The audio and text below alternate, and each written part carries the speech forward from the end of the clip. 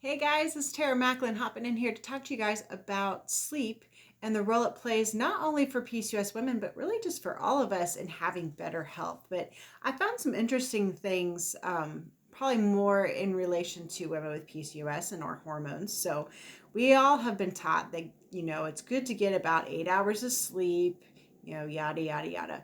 But what does that actually do? What does that do for us? So with women with PCOS specifically, but really all women, all hormones, it affects all of our hormones. Like that's the important thing. So cortisol may be something that you're familiar with. This is something that raises in our body when we have stress, a stress response. Cortisol helps us manage stress, so that raises. But cortisol, as you may also know, puts on some of that extra layer of warmth. It makes some of us have kegs rather than a six pack, right?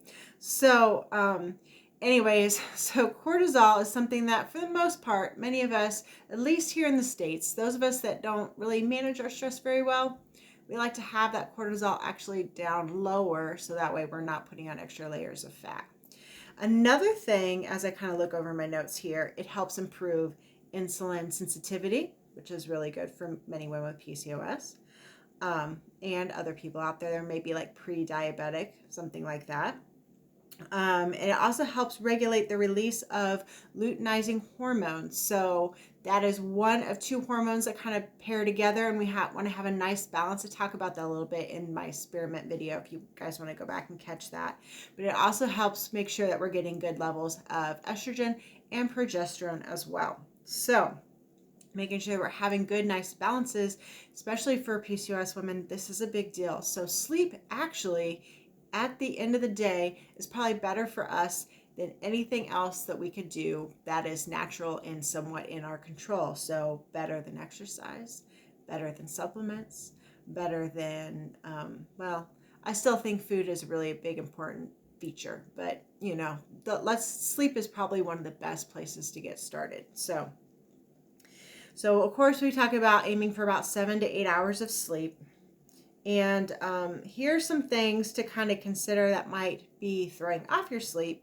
And of course, addressing some of these things will be a big helpful piece to your puzzle on top of working on things to get better sleep. So it's kind of it's a circle of life, right, guys? So chronic stress is going to affect our sleep. Having elevated cortisol, which of course sleep helps with when you're getting better sleep. It also affects our way of getting good sleep.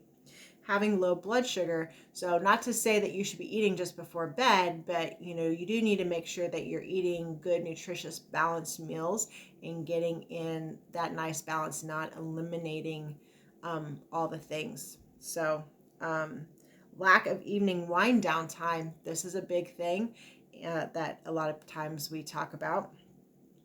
At the end of the day, we still are like super stimulated with all the lights and things like that are on. So making sure that we're winding down, turning off all of our wonderful technology, turning down the lights so that way our body realizes it's time to go to sleep. Magnesium deficiency, thyroid disease, perimenopause, grief. If you're struggling with grief, this is a big one. Emotions play a huge role in how well we sleep.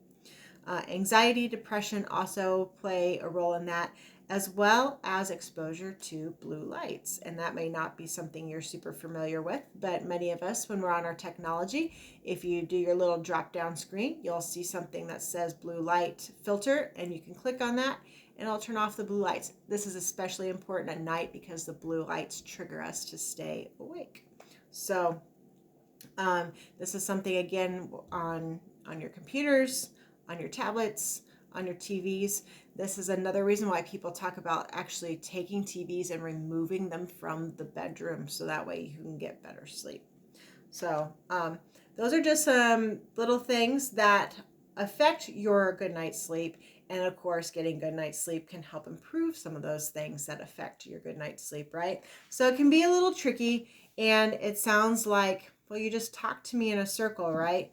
I promise you, there are actual finite solutions to help you get a better night's sleep. And if this is something you're struggling with, reach out to me below. I have a great course that's coming down the pipeline that's going to help you walk through step by step different things in all your senses, and then a few other extra pieces that can help you get a good restful night's sleep, that can help you get that sleep that you're looking for to help improve your health. So stay tuned. That's coming up. Make sure you guys reach out to me if you're interested in hearing more about that. Let's make sure this course is going to be a good fit for you. If not, no big deal at all. Totally, it's out there for you if you decide to utilize that resource. But hopefully you guys have found this video helpful today. Thank you guys so much for popping in here and giving me your time.